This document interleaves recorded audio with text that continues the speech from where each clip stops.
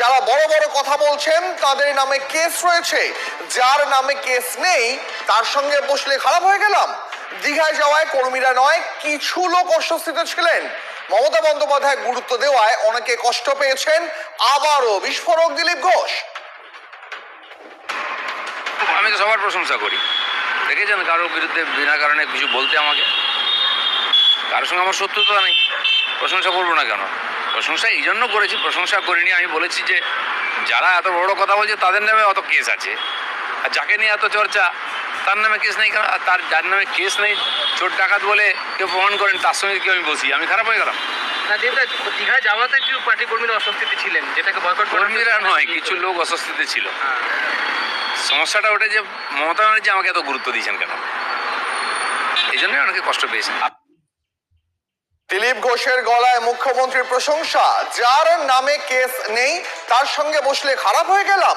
দীঘা যাওয়ায় কর্মীরা নয়, কিছু লোক অস্বস্তিতে ছিলেন। মমতা বন্দ্যোপাধ্যায় গুরুত্ব দেওয়ায় অনেকে কষ্ট পেয়েছেন। আবারও বিস্ফোরক দিলীপ ঘোষ। আমি তো সবার প্রশংসা করি। দেখেছেন কারোর বিরুদ্ধে বিনা কারণে কিছু বলতে আমাকে, কারোর সঙ্গে আমার শত্রুতা নেই, প্রশংসা করবো না কেন? প্রশংসা এই জন্য করেছি, প্রশংসা করিনি। আমি বলেছি যে যারা এত বড় কথা বলছে তাদের নামে অত কেস আছে, আর যাকে নিয়ে এত চর্চা তার নামে কেস নেই কেন? আর তার যার নামে কেস নেই চোর ডাকাত বলে কেউ প্রমাণ করেন, তার সঙ্গে কেউ আমি বসি, আমি খারাপ হয়ে গেলাম? না দেবদা, দীঘায় যাওয়াতে কিছু পার্টি কর্মীরা অস্বস্তিতে ছিলেন, যেটাকে বয়কট কর্মীরা নয়, কিছু লোক অস্বস্তিতে ছিল। সমস্যাটা ওটা যে মমতা ব্যানার্জি আমাকে এত গুরুত্ব দিয়েছেন কেন, এই জন্যই অনেকে কষ্ট পেয়েছেন। এই মুহূর্তে তৃণমূল নেতা জয়প্রকাশ মজুমদার রয়েছেন আমাদের সঙ্গে টেলিফোন লাইনে সরাসরি। জয়প্রকাশ বাবু, মমতা বন্দ্যোপাধ্যায় গুরুত্ব দেওয়ায় অনেকে কষ্ট পেয়েছেন, আবার বিস্ফোরক মন্তব্য দিলীপ ঘোষের, কি বলবেন? দিলীপ ঘোষের কথায় তো বাস্তবিকতা আছে। তথ্য যেটা বলছেন সে তথ্য তো অস্বীকার করা যাবে না।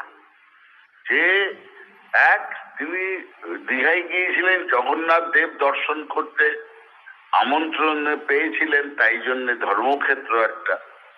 দ্বিতীয়ত তিনি দেখেছিলেন সেই মমতা বন্দ্যোপাধ্যায়, তিনি যে নিষ্কলঙ্ক সেটা আজ প্রমাণিত। সব দিক থেকে তার বিরুদ্ধে কোনো অভিযোগ নেই, কোনো কেস নেই, কোনো দুর্নীতির অভিযোগ নেই। এবং সব থেকে বড় কথা, যারা বিজেপির মধ্যে, এটাও সত্যি, বিজেপির মধ্যে কয়েকজন যারা এই নিয়ে প্রশ্ন তুলেছিলেন মিডিয়ার সামনে, তাদের তো আজকে রাষ্ট্রপতি চিঠি পাঠিয়ে বলছেন দুর্নীতিতে জড়িত।